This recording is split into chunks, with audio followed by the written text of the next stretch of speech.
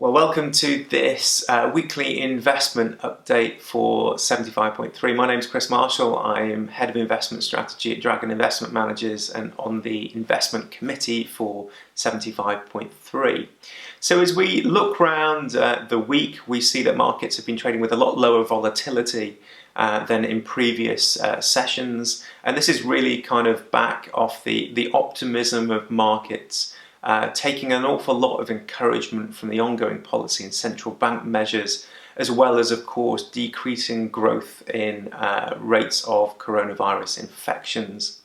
There are, however, some economic worries and headwinds for these markets. We've seen models come out suggesting that UK unemployment could still rise very significantly despite all these measures to really try and suppress growth in unemployment figures through furloughing and payroll support and these other policies.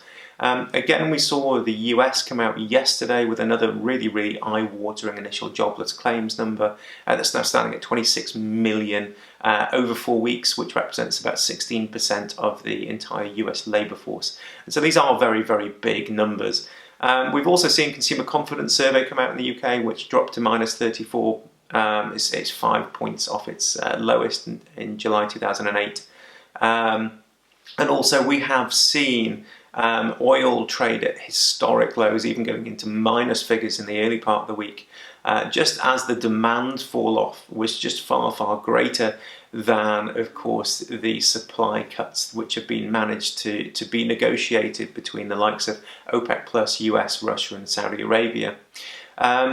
So as we look to kind of why markets are taking some optimism, as I said, that they are looking to the central bank action, they're looking to fiscal policy, they are looking to this slowdown in coronavirus growth, and also some of the optimistic notes coming through from the likes of Germany trying to reopen, and also some of the testing which has been going on to find out, well, how much of the population has already had coronavirus. We saw New York come out over the last few hours saying that their randomized trials to try and find these antibody markers suggested that 16.7% of the sample they had, 3,000 people were in the sample, 16.7% of them had already had coronavirus, which of course is a very big positive from a mortality rate perspective, suggesting that it could be far lower than we previously thought.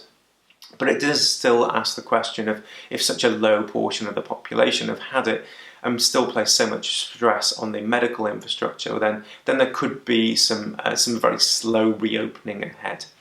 But looking at the main policy news, which is where markets have, of course, taken their optimism, we have seen central banks step in to the commercial debt markets, the fixed income markets, and really start buying up assets which in previous rounds and downturns they've never really participated in. We've seen the US Fed step in both the commercial paper market, both in first and secondary markets.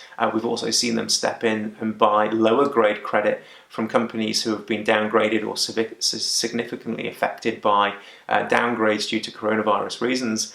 And ECB have kind of followed up this week with a very similar theme, buying what we would call junk bonds, that's lower grade credit, to really kind of give markets a little bit more confidence that these debt markets will keep flowing. This is one of the big issues we saw in 07 and 08. The great financial crisis was the financial market itself seized up, and that was really kind of one of the catalysts for such a massive downturn. In addition to those measures by central banks, we're also seeing, of course, the EU came out last night and they'd agreed a 540 billion euro plan. They're still eyeing a far bigger, longer term one of anywhere between 1 trillion and 2 trillion. The US unanimously passed another aid bill of 484 billion US dollars. And also we've seen this coordinated action between central banks. We've seen a record number of central banks around the world now cut policy rate. And again, going back to the great financial crisis of 07 and 08, we saw 29 central banks cut policy rate. We've now seen 31. And this combined action is delivering a certain level of optimism in the markets. Now, as we turn to the strategies that we run at 75.3, we run three main ones. We have the more traditional assets, which are placed in the lower risk end of the spectrum. This would be kind of your with profits and smooth funds. Those are performing as we would expect. They are suppressing market volatility as we'd expect.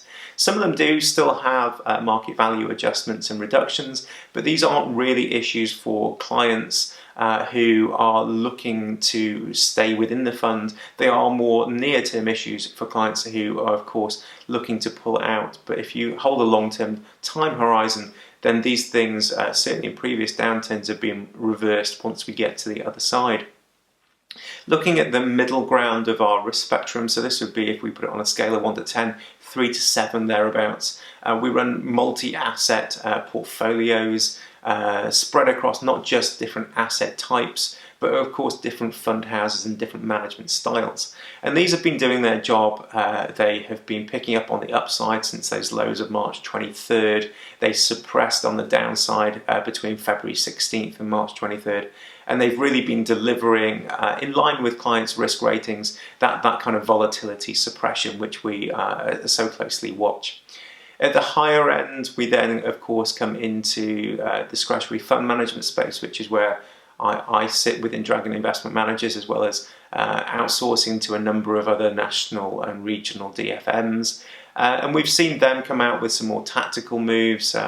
Within Dragon ourselves, we have been running both a defense and offense within our portfolios, trying to pick up some of these areas of value as they come through, but also just keeping in mind that we're not completely out the woods and there could be more volatility up ahead, and we want to, of course, protect our clients on the downside too.